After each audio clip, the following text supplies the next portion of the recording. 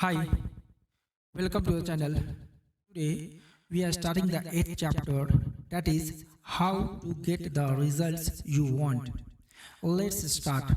Not all prayers are answered. Everyone knows that. Skeptics see this as evidence that prayer does not work. What they overlook is that for prayer to work, it must be used effectively with a clear understanding of its scientific basis. Only then can we know why a particular prayer was not effective and arrive at a practical practical method to make it more effective. What if you find your prayers are not as answered as you would like? What then? You must understand the principal reason for such failure. These are lack of confidence and too much effort. Many people block answers to their prayers by failing to fully comprehend the workings of their subconscious mind. When you know how your mind functions, you gain a measure of confidence. You must remember that whenever your subconscious mind accepts an idea, it immediately begins to execute it. It uses all its mighty resources to that end. It mobilizes all the mental and spiritual laws of your deeper mind. This law is true for good ideas, but it holds true for bad ideas as well. Consequently, if you use your subconscious mind negatively, it brings trouble, failure, and confusion. When you use it constructively, it brings guidance, freedom, and peace of mind. The right answer is inevitable when your thoughts are positive, constructive, and loving. From this, it is obvious that the only thing you have to do in order to overcome failure is to get your subconscious to accept your idea and or request. Feel it's a reality now, and the law of your mind will do the rest. Turn over your request with faith and confidence, and your subconscious will all take over and answer for you. Anytime you try to force your subconscious mind to do something for you, you will fail. The results you want will become more distant instead of closer. Your subconscious mind does not respond to mental coercion, it responds to your faith or conscious mind acceptance. Your failure to get results may also be a consequence of mentally making some statements as things are getting worse. I will never get an answer. I see no way out. It is hopeless. I don't know what to do. I am all mixed up. When you use such statements, you get no response or cooperation from your subconscious mind, like a soldier making marking time. You go neither forward nor backward. In other words, you don't get anywhere. Imagine that you got into a taxi and gave the driver a half dozen different directions. He would become hopelessly confused. He might refuse to take you anywhere. If even if he tried to follow your instructions, chances are he would not be able to. Where you would end up is anybody's guess. It is the same when working with the enormous powers of your subconscious mind. You must have a clear cut idea in your mind. You must arrive at the definite decision that there is a way out, a solution to the vexing problem in sickness. Only the infinite intelligence within your subconscious knows the answer. When you come to that clear cut conclusion in your conscious mind, your mind is then made up, and according to your belief, is it done unto you. Easy does it. A homeowner whose furnace broke down during a bitter cold snap called a repairman. The repairman came at once. Within half an hour, the furnace was working again. The repairman then gave the homeowner a bill for $30. What? The outraged homeowner exclaimed. It took you not time at all. All you did was replace one small part. How can you have the nerve to charge me $30 for a little gizmo that can't be worth more than $5? The repairman shrugged. I charged you only $2 for the broken part, he said. That's what you had to pay for it. The homeowner wiped the bill in his face. $2, he yelled. This says $30. That's right, the repairman said. The other $28 is for knowing what was wrong and how to fix it. Your subconscious mind is the master mechanic, the all wise one. It knows the ways and means of healing any organ of your body, degree health, and your subconscious will establish it. But relaxation is the key. Easy does it. Do not let yourself get bogged down in thinking about details and means. Know what the end result will be. Get the feel of the happy solution to your problem, whether it is health, finances, or personal relationships. Remember how you felt after you recovered from a serious illness. Bear in mind that your feeling is the touchstone of all conscious, subconscious demonstration. You knew your new idea must be felt subjectively in a finished state, felt not as something that may come to pass in the future, but as something that is actually coming to pass at this moment. Use imagination, not willpower. Enlisting the powers of your subconscious mind is not like pushing against an obstacle. Working harder does not lead to better results. Use no willpower.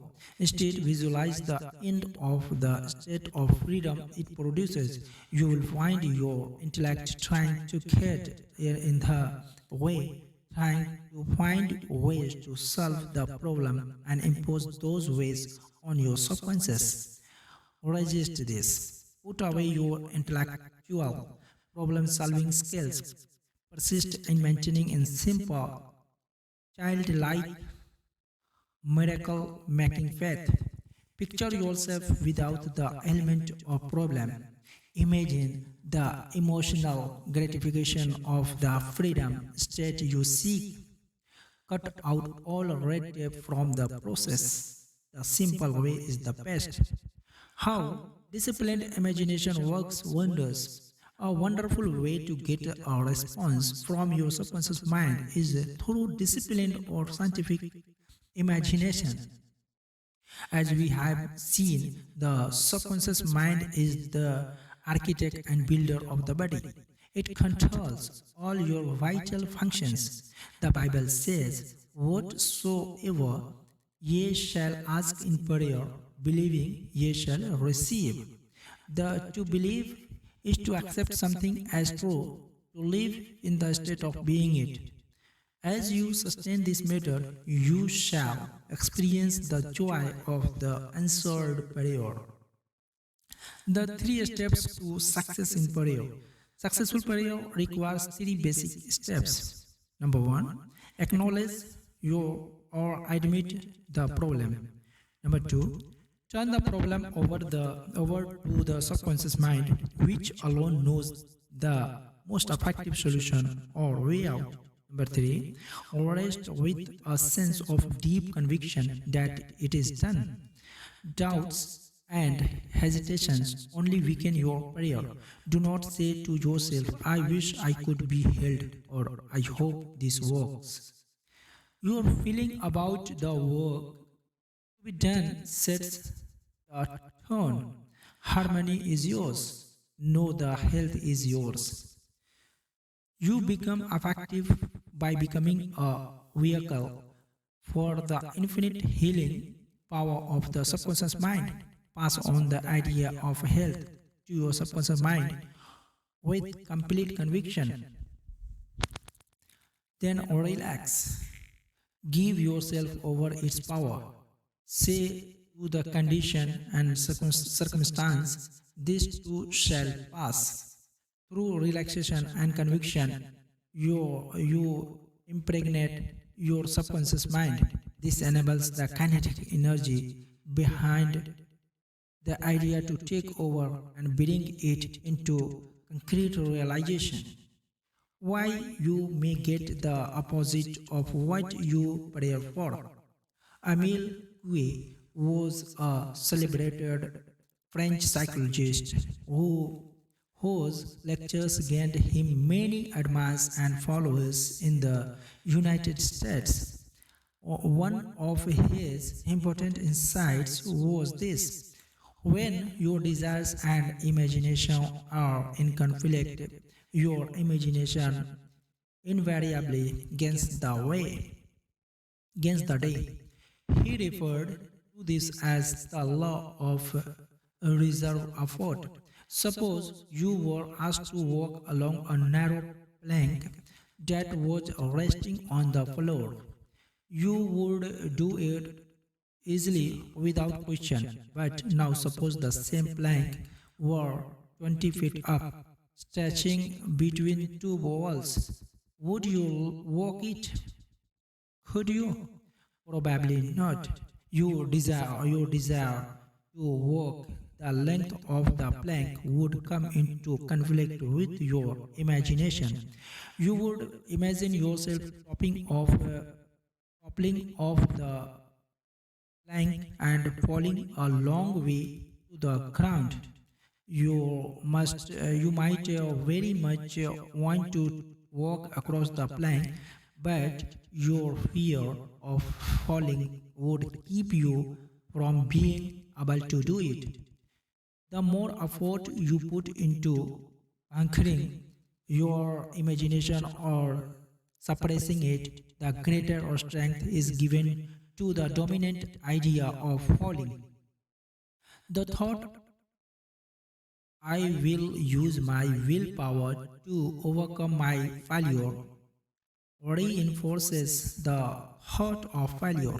Mental effort often leads to self defeat, creating the opposite of what is desired. To focus on the need to exert willpower is to emphasize the condition of powerlessness. It is like deciding that you will do all you cannot to think of a green hippopotamus. The decision makes the idea of a green hippo dominate the mind, and the subconscious always responds more to the dominant idea. Your subconscious will accept the stronger of two contradictory propositions. Maybe you find yourself thinking, I want a healing. Why can't I get it? I tried so hard. Why don't I get results? I must force myself to pray harder. I must use all the willpower I have. You must realize where your error lies. You are trying too hard. Never try to compel the subconscious mind to accept your idea by exercising willpower. Such attempts are doomed to failure. All too often, you end up getting the opposite of what you prayed for. The effortless way is better. Have you ever had something like the happen to you? You have to take an examination of some kind. You have put in a lot of time studying and reviewing the material. You feel as if you know it well. But when you face a blank exam page, you find that your mind is even more blank. All your knowledge of the subject has suddenly deserted you. You can't recall a single relevant thought. You grit your teeth and summon all the powers of your will. But the harder you try, the farther the knowledge seems to flee. Frustrated, you leave the examination room. The mental pressure eases. Suddenly, the answers you were hunting for so desperately a few minutes ago follow tantalizingly back into your mind. You told yourself you knew the material, and sure enough, you did, but not when you needed to. The mistake you made was to try to force yourself to remember by the law of reversed effort. This led not to success but to failure. What you have got was the opposite of what you asked or prayed for. The conflict of desire and imagination must be resolved. To use mental force or willpower is to presuppose, presuppose that there is opposition. But the act of imagining opposition creates opposition. If your attention is focused on the obstacles to obtaining what you desire, it is no longer concentrating on the means to obtain your desire. In the Bible, it is said, if two of you shall agree on earth as touching anything that they shall ask, it shall be done for them of my Father which is in heaven. Matt 18 verse 19. Who are these two who are spoken of?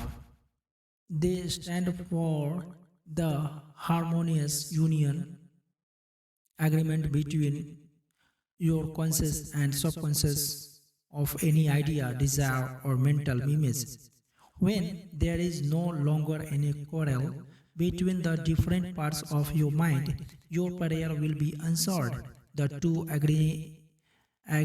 agreeing may also be represented as you and your desire, your thought and feeling, your idea and emotion, your desire and imagination. You avoid all conflict between your desires and imagination by entering into a drowsy, sleepy state that brings all effort to a minimum. The conscious mind is submerged to impregnate your subconscious is just prior to sleep. The reason for this is that the highest degree of outcropping of the subconscious occurs just before going to sleep, and just after we awaken. In this state, the negative thoughts and imagery that tend to neutralize your desire and so prevent acceptance by your subconscious mind no longer present themselves. When you imagine the reality of the fulfilled desire and feel the thrill of accomplishment, your subconscious brings about the realization of your desire. A great many people solve all their dilemmas and problems by the play of their controlled, directed, and disciplined imagination. They know that whatever they imagine and feel as true will and must come to pass. A young woman named Sharaji came to me close to despair. She was involved in a lengthy, complicated lawsuit that had been through one postponement after another with no end in sight. Her deepest desire was for a harmonious solution to the suit. Her mental imagery, however, was full of failure, loss, bankrupt, bankruptcy, and poverty. The result was just as we would have predicted. Her imagination prevailed over her desire, and the suit dragged on and on. At my suggestion, Shara put herself into a sleepy, drowsy state each night at bedtime, then began to imagine the best possible ending to her problem. She put herself into a state of feeling it to the best of her ability. She knew that her image of her mind had to agree with her heart's desire. As she became drowsy, she began to imagine as vividly as possible a meeting with her lawyer after the lawsuit was settled. She heard herself asking him questions about the outcome and listening to these explanations. She learned him telling her over and over again, the case has been settled out of court. This is a perfectly harmonious solution. During the day, when fear thoughts came into her mind, Sarah would run her mental videotape of the meeting with her lawyer, complete with words and gestures. She imagined his smile or his mannerisms, the sound of his voice, the specific words he used. She did this so often, so faithfully, that her fears were counteracted before she even knew they had tried to come into her mind. At the end of a few weeks, her attorney called her. He confirmed what she had been imagining and feeling as true. The lawsuit was settled, and she knew that the settlement was one she could accept as harmonious. This is really what the psalmist meant when he wrote, "Let the words of my mouth, your thoughts and mental images, and the medi- meditations of my heart, your feeling, nature, emotion, be acceptable in the sight. O Lord, the law of your subconscious mind, my strength and my redeemer, the power and wisdom of your subconscious mind that can redeem you from sickness, bondage, and misery." Psalm 19 verse 14. Ideas worth recalling. Mental coercion or too much effort shows anxiety and fear that block your answer. Easy does it. When your mind is relaxed and you accept an idea, your subconscious goes to work to execute the idea. Think the plan Think and plan independently or of traditional methods. Know that there is always an answer and solution to every problem. Do not be uh, overly concerned with the beating of your heart, with the breathing of your lungs, or the function of any organ of your body. Lean heavily upon your subconscious and proclaim frequently that divine right action is taking place. The feeling of health produces health. The feeling of wealth produces wealth. How do you feel? Imagination is your most powerful faculty. Imagine what is lovely and of good report. You are what you imagine yourself to be. You avoid conflict between your conscious and subconscious in the sleepy state. Imagine the fulfillment of your desire over and over again prior to sleep. Sleep in peace and wake in joy. Okay, and today is the end of the eighth chapter. We will start ninth chapter in the second session. Second session, the ninth chapter is how to use the power of your subconscious for wealth. Okay, if you are new on the channel, subscribe the channel and press bell icon so that you will get notification about new video upload. Don't forget to like and share. Thank you so much. Thanks for watching.